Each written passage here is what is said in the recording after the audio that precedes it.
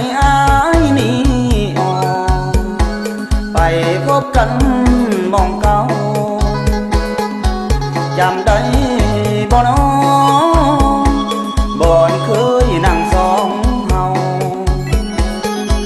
ได้ยินคำเบาอายเฝ้า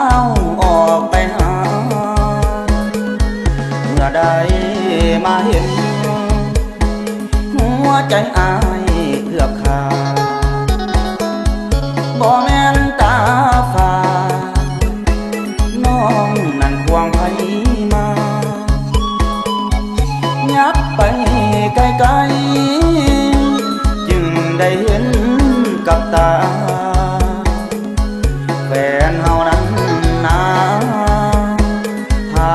ผู้ชายมานำเวรหรือกรรมที่ทำให้อายมาพอน้องมาลวงล้อ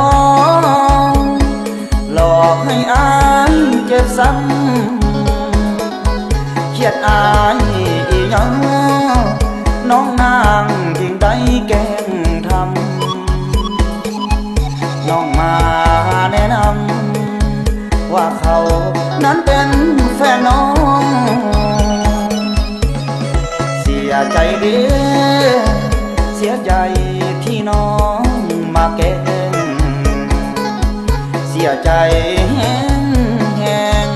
ที่อายลงหักเนื้อทองหักเจ้าอีหลีอายนี่บางเป็นคู่ครองแต่ว่านวลน้องมาหลอกให้อายซ้ำใจ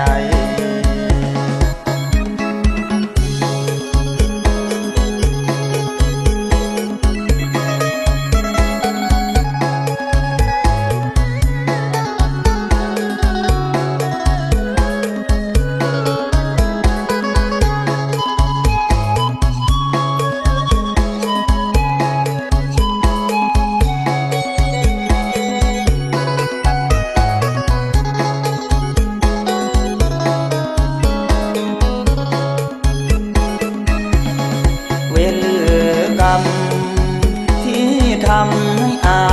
ยมาพอน้องมาลวงล้อ